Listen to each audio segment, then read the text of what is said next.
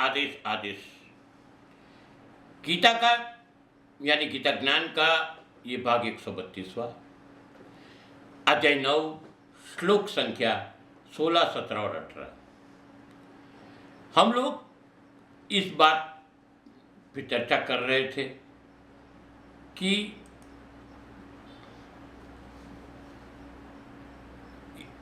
कितना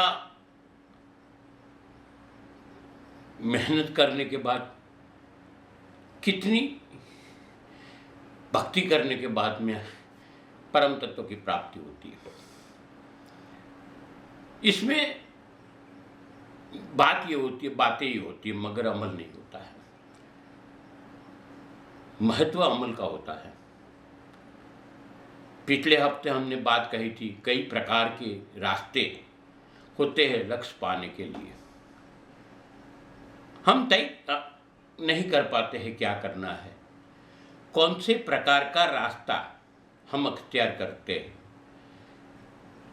भक्ति की नवोटा भक्ति बोली जाती है। 9 प्रकार के मुख्यत्व रास्ते हैं,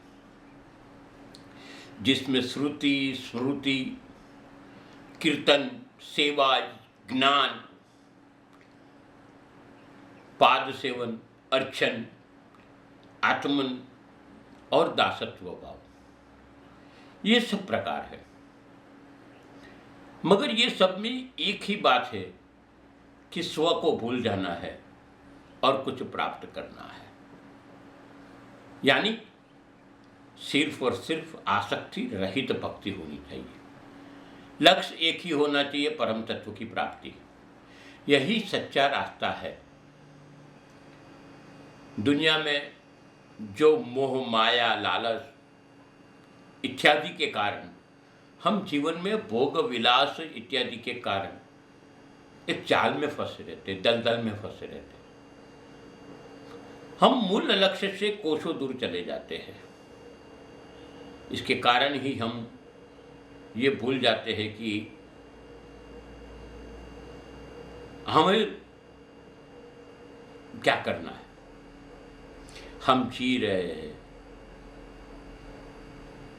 किसी कुदरत की मेहरबानी से, जन्म लेते हैं, इसी सृष्टि का अंश बन के जीते हैं, कुदरत के अधीन रह के हम जीते हैं। मगर हम हमारी मस्ती में जीते हैं, कुदरत का एहसान भी नहीं मानते, पूर्ण समर्पण नहीं, पर 24 घंटे में से थोड़ा समय निकाल के जिस कुदरत के एहसान तले ये दुनिया पली पाली जाती है, उस कुदरत को आभार तो व्यक्त करना चाहिए। भगवान श्री कृष्ण जगत गुरु बन के एक बात बताते हैं कि परम तत्व की हस्ती कहाँ कहाँ है और परम तत्व कहाँ कहाँ व्यापक है। 16वें श्लोक में बोला है अर्जुन, मैं वैदिक कर्मकांड को करने वाला हूं, मैं ही पितरों के दिए जाने वाला तर्पण हूं, मैं ही जड़ी बूटी में औषधि हूं, मैं ही मंत्र हूं, मैं ही ध्रुत हूं, मैं ही अग्नि हूं और हवन में दी जाने वाली आहुति भी मैं हूं।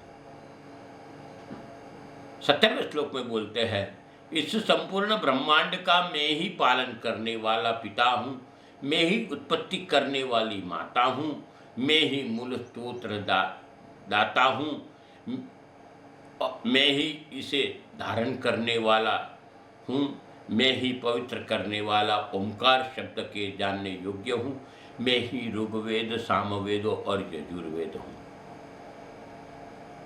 18वें श्लोक में थोड़ा विस्तृत कहते हैं, मैं ही सभी प्राण प्राप्त होने वाला परम लक्ष्य हूँ, मैं ही सभी का भरण पोषण करने वाला हूँ, मैं ही सभी का स्वामी हूँ, मैं ही सभी अच्छे बुरे कर्मों को देखने वाला हूँ, मैं ही सभी की शरण स्थली हूँ, मैं ही सभी प्रेम से करने वाला घनिष्ठ मित्र हूँ, मैं ही सृष्टि को उत्पन्न करने वाला हूँ, मैं ही सृष्टि का संहार करने वाला हूँ, मैं ही सभी का स्थिर आधार हूँ, मैं ही सभी को आश्रय देने वाला हूँ और सभी का अविनाश कारण।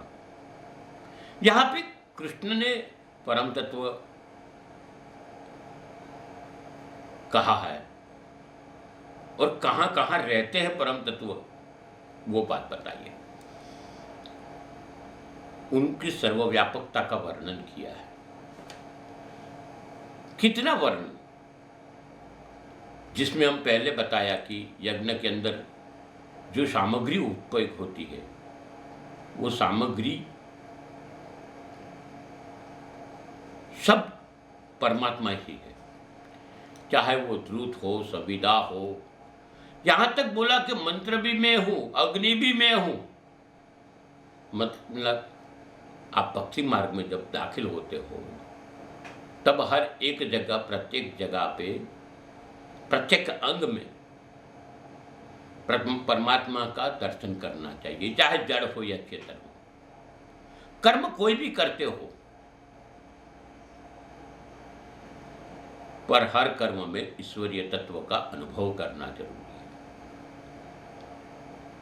हम कई दफे ऐसा सोचते हैं, हम करता है कोई नहीं देखता है, मगर परम तत्व देखता है। यहां यह भी बताया गया है, यहां ये बताया कि सृष्टि का संपूर्ण पोषण करने का और उत्पत्ति करने का चक्र परम तत्व के अधीन ही है और इनमें संचालित है।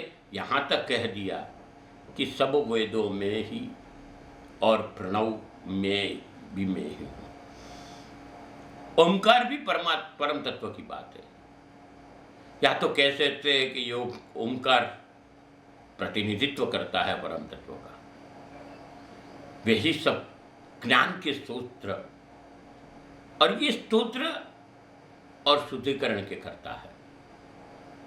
चोर समझता है मेरे को कोई नहीं दिखता है, भक्ति करने वाला समझता है मेरी कोई नहीं सुनता। ऐसा नहीं होता है। भक्ति करने वाले की भी सुनवाई होती है और चोरी करने वाले की भी नजर होती है। मूल सत्य यही है कि खाते हैं, पीते हैं, जीते हैं, घूमते हैं, सब कर्मों के साक्षी परमात्मा तो है ही है। इससे हम दूर नहीं रह सकते। कहाँ नहीं है, सब जगह। जिसको हम एक बोला अत्र तत्र सर्वत्र की बात की है।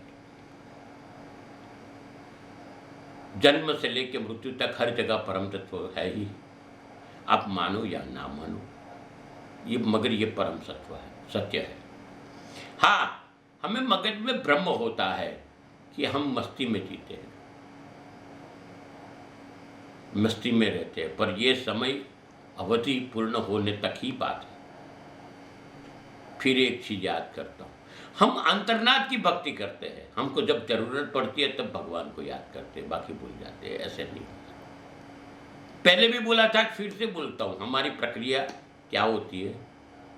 दुख में समरे सौ कोई, सुख में समरे न कोई, सुख में समरे जो कोई, तो दुख कहाँ से होए। हम अंतर्नाथ भक्ति की जगह पूर्ण समर्पण भक्ति करो।